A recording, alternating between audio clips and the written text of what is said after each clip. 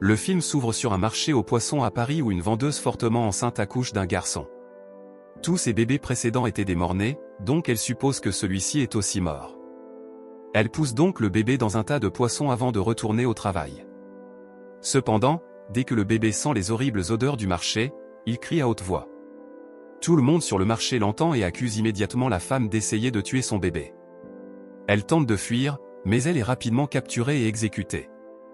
Ensuite, le bébé est envoyé dans un orphelinat dirigé par une femme nommée Madame Gaillard. Les années passent, et le bébé est maintenant un garçon de 5 ans nommé Jean-Baptiste Grenouille.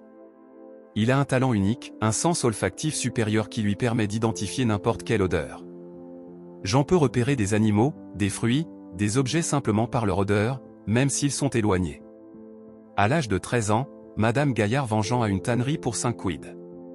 La vieille femme est contente d'avoir fait de l'argent, mais cette joie ne dure pas longtemps. Quelques voleurs tuent Madame Gaillard sur le chemin du retour. D'un autre côté, Jean devient apprenti d'un grand homme hideux nommé Grimal. La vie est dure à la tannerie, car les ouvriers doivent travailler 12 heures par jour. Mais Jean prouve sa résilience et continue de travailler avec toute sa détermination. Après plusieurs années de travail acharné, Grimal finit par promouvoir Jean au rang de garçon de course. Il emmène le jeune garçon en ville et fait des livraisons d'une boutique à l'autre. Alors que Jean marche dans les rues bondées, il laisse son nez absorber toutes les nouvelles odeurs. Il est fasciné par la pléthore d'odeurs, bonnes et mauvaises. Peu de temps après, Grimal doit assister à une réunion dans l'une des boutiques, laissant Jean tout seul. Le jeune homme profite de l'occasion et laisse son nez le guider jusqu'à une parfumerie voisine. Elle est pleine de clients venus acheter un nouveau parfum tendance appelé Amour et Psyché. Cependant, Jean est bientôt distrait par l'odeur la plus douce qu'il ait jamais sentie. Il devient instantanément fasciné et court après la source de l'odeur. Jean découvre qu'elle vient d'une belle femme aux cheveux rouges qui vend des prunes. Il suit son odeur, et finit par la trouver dans une ruelle, assise à une table. Jean se faufile derrière la femme et commence à inhaler son parfum. C'est alors qu'elle se retourne et se retrouve soudainement face à lui. Effrayée, la femme est sur le point de crier, mais Jean lui couvre la bouche juste à temps. Il entend quelqu'un s'approcher et l'attire dans l'ombre. Un couple passe alors et Jean attend qu'il soit parti. Il laisse finalement la femme, seulement pour découvrir qu'il l'a accidentellement suffoquée à mort. Au lieu d'être horrifié par ce qu'il vient de faire, Jean commence à sentir son corps de la tête aux pieds comme un animal affamé. Mais à mesure que les minutes passent, le corps commence à perdre son odeur vivante, plongeant le jeune homme dans une agonie mentale. Cette nuit-là à la tannerie, Grimal bat violemment Jean pour s'être enfui. Mais ce dernier s'en fiche, car il continue de penser à l'odeur de la femme. Il décide que son objectif dans la vie est de trouver un moyen de préserver l'odeur de quelqu'un pour toujours. Quelque part à Paris, le parfumeur autrefois célèbre, Giuseppe Baldini, se lamente du manque de clients. Depuis que son rival a créé Amour et Psyché, personne ne vient plus dans sa boutique. Giuseppe essaie désespérément de comprendre la formule de Amour et Psyché, dans l'espoir de relancer son commerce. Mais peu importe combien il sent le parfum, il n'arrive pas à identifier tous les ingrédients. Comme le destin le veut, Jean arrive un soir dans l'atelier de Giuseppe, apportant une livraison de peaux d'animaux de la tannerie. Il est instantanément émerveillé par tous les ingrédients et les odeurs. En fait, il peut dire que Giuseppe a expérimenté Amour et Psyché.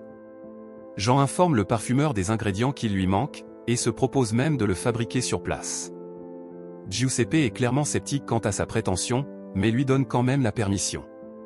Le jeune homme commence alors à mélanger plusieurs ingrédients, en ignorant toutes les techniques traditionnelles. Quand il a fini, Giuseppe est choqué de découvrir que ce garçon inexpérimenté de la tannerie a parfaitement recréé Amour et Psyché en une seule fois. Le jour suivant, Giuseppe achète Jean à Grimal, qui accepte volontiers la grosse somme d'argent. Le grand homme hideux se dirige directement vers une taverne et se saoule. Cependant, en rentrant chez lui, quelque chose de très étrange se produit. Grimal marche sur un pont lorsqu'une carriole approche de l'autre côté. Il tente de l'esquiver, mais il glisse et tombe tête la première sur le pavé en dessous. Un Grimal inconscient tombe alors dans une rivière voisine et trouve une fin prématurée. Pendant ce temps, Jean commence à travailler comme apprenti de Giuseppe, apprenant tout sur ce nouveau métier. Il crée une variété de parfums merveilleux qui propulsent la boutique de Giuseppe à nouveau vers la célébrité. Le maître expérimenté apprend alors à Jean que chaque bon parfum est composé de 12 notes. Mais un parfum véritablement envoûtant possède une 13e essence qui domine toutes les autres notes. Le lendemain, Giuseppe apprend à Jean comment extraire l'essence des roses en les faisant bouillir et condenser à la bonne température. Le jeune homme est tellement impressionné par tout ce processus qu'il commence à expérimenter par lui-même. Il prend des choses au hasard dans la rue, comme des chaînes en fer, un fer à cheval et même le chat de son maître. Il les met ensuite dans l'appareil à parfum, espérant obtenir leurs odeurs. Tôt le matin, Giuseppe se réveille au bruit fort venant de l'atelier. Il se précipite là-bas pour découvrir Jean en plein accès de folie. Le garçon l'accuse de mentir parce que son système ne parvient pas à extraire l'odeur des objets comme les métaux. Giuseppe n'arrive pas à croire que son apprenti ait essayé d'extraire l'odeur de choses qui ne sont pas censées sentir. Lorsque Giuseppe vérifie la machine, il est horrifié de découvrir que Jean y a mis son chat aussi. Il crie sur le jeune homme, lui disant qu'il ne peut pas distiller l'odeur d'un être vivant. Mais cette révélation choque Jean, et il s'évanouit soudainement sur place. Dans les jours qui suivent, Jean tombe tellement malade qu'il doit être alité. Giuseppe essaie de le soigner du mieux qu'il peut, mais sans succès. Sur son lit de mort, Jean demande à son maître s'il existe une autre méthode pour extraire une odeur, autre que la distillation. Giuseppe lui parle de l'enfleurage, une technique utilisée uniquement dans la ville de Grasse. Cette information redonne immédiatement vie à Jean, et en quelques jours seulement, il retrouve la santé. Il veut maintenant se rendre à Grasse et apprendre cette nouvelle technique. Le seul problème est que Jean aura besoin des papiers nécessaires pour obtenir un apprentissage dans cette ville. Heureusement, Giuseppe accepte de faire ses papiers en échange de 100 nouvelles formules de parfum. Jean s'en moque et récite des centaines de nouvelles potions de mémoire. Il prend ensuite ses papiers et part en direction de Grasse. Plus tard, on voit Giuseppe se coucher, serrant ses nouvelles formules. Il est extrêmement heureux, mais le destin prend un tournant sombre. La maison de Giuseppe s'effondre soudainement et le tue ainsi que toute sa famille. En route pour Grasse, Jean a enfin l'occasion d'explorer la campagne, ce qui améliore grandement son humeur. Il décide de prendre le chemin plus long, traversant les montagnes pour respirer plus librement. Jean finit par grimper au sommet d'une colline et s'abrite dans une grotte. Là, pour la première fois de sa vie, il ne peut sentir qu'une seule chose, l'odeur de la pierre. Jean finit par y rester plusieurs années, et y serait resté plus longtemps, mais les rêves de la femme aux prunes le hantent chaque nuit. Lorsqu'il finit par sortir, il se lave dans la pluie et fait une réalisation qui change sa vie. Jean n'a aucune odeur du tout, ce qui lui donne l'impression d'être un nobody. À ce moment-là, il jure de prouver au monde qu'il est un être humain exceptionnel. Après cela, Jean reprend la route et marche pendant des jours. Il est sur le point d'arriver à Grasse lorsqu'il capte soudainement une odeur incroyable, encore meilleure que celle de la femme aux prunes. Une carriole passe bientôt, et il découvre que l'odeur appartient à une belle femme nommée Laura. Excité, Jean court jusqu'à Grasse et suit son nez jusqu'à son manoir. Il s'infiltre dans le jardin et observe Laura de loin, essayant désespérément de se rapprocher au maximum. Cependant, son moment romantique est interrompu lorsque le père de Laura, Antoine Richy, la renvoie à l'intérieur. Le lendemain, Jean commence à travailler dans une parfumerie où il apprend l'art de l'enfleurage. Il est supervisé par Madame Arnulfi et son amant, Dominique Druot. Le processus consiste à presser des fleurs dans de la graisse animale et à les faire bouillir dans un grand récipient pour en extraire l'essence. Un soir, Jean décide d'engager une prostituée.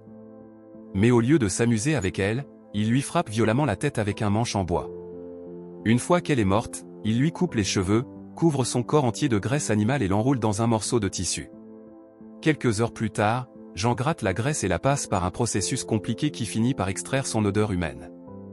Satisfait de lui-même, Jean met cette odeur dans la première bouteille sur 13, prévoyant de trouver toutes les bonnes notes pour le parfum parfait. Au fil des mois, Jean commence à choisir des femmes, généralement jeunes et belles, qui sentent également incroyablement bon. Il les tue et répète son processus de graisse et d'enveloppement pour extraire leurs odeurs.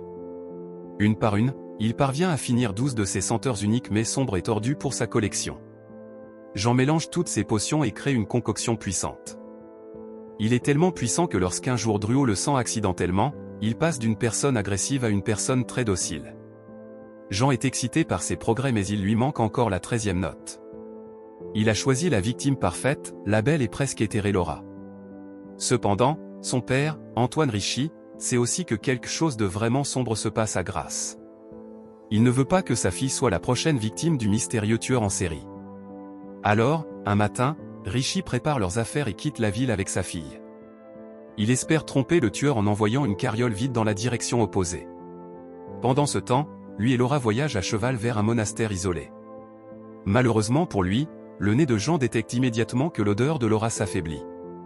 Il prépare aussi ses affaires et commence à suivre l'odeur pour retrouver le remplacement exact. De retour à Grasse, un chien de rue tire accidentellement un morceau de cheveux des appartements de Jean. Cela est remarqué par Druot, qui continue à fouiller et finit par trouver les vêtements et les cheveux de toutes les femmes mortes. Plus tard, Richie et Laura arrivent dans une auberge isolée et réservent toutes les chambres. Richie choisit une chambre sans fenêtre et enferme sa fille pour la nuit. Mais cela n'empêche pas Jean de suivre son odeur et il finit par s'introduire par la chambre des domestiques. Il vole ensuite la clé et atteint enfin Laura. Le matin suivant, Richie va voir sa fille et est horrifié de découvrir qu'elle est morte. Pendant ce temps, Jean est dans la forêt voisine, où il termine rapidement d'extraire l'essence de Laura. Il l'ajoute aux autres douces pour enfin créer son parfum ultime et envoûtant. Jean, tout excité, décide alors de le sentir, mais il est soudainement entouré de policiers. Ils ont trouvé toutes les preuves pour l'inculper des meurtres de plusieurs femmes. Jean est alors rapidement arrêté, mais il réussit à cacher le parfum dans sa poche. Quelques semaines plus tard, Jean doit être présenté lors d'une cérémonie publique devant les citoyens de Grasse. Un seigneur du conseil et une troupe de garde arrivent pour l'arracher de sa cellule. Mais juste avant qu'il n'approche, il ouvre la bouteille de parfum avec un plan malveillant en tête. La scène change brusquement quelques instants plus tard, et nous voyons Jean arriver à la cérémonie publique vêtu d'une robe en velours coûteuse. Il a aussi mis quelques gouttes de son parfum envoûtant sur son cou. Dès que les gens à proximité le sentent, il tombe à genoux, émerveillé par sa simple présence. Jean marche vers la scène où il devait être publiquement fouetté. Mais son parfum est si enivrant que le bourreau le déclare immédiatement innocent. Ensuite, Jean met un peu de parfum sur un mouchoir et commence à le agiter pour laisser l'odeur se propager. La foule entière tombe dans un état d'euphorie absolue, à tel point que l'évêque annonce que Jean est en fait un ange. La seule personne qui ne tombe pas sous son charme est Richie, qui se trouve sur un balcon que le parfum n'a pas encore atteint. Après cela, Jean laisse son mouchoir voler avec le vent et il finit par atterrir au milieu de la foule. Cela provoque une folie générale et tout le monde commence à se livrer à une énorme orgie. Jean, lui aussi, s'imagine avec la femme au prune et se rend compte qu'il n'a jamais connu l'amour véritable. À ce moment-là, Richie monte sur l'échafaud, prêt à terminer l'exécution lui-même. Mais il est également submergé par la puissance du parfum et tombe à genoux, appelant Jean son fils. Quelques heures plus tard, les habitants se réveillent et sont envahis par la honte. Jean est introuvable, et Druot est arrêté à sa place, car les vêtements et les cheveux ont été trouvés dans sa boutique. Il est torturé pendant 14 heures et finalement contraint de confesser un crime qu'il n'a pas commis.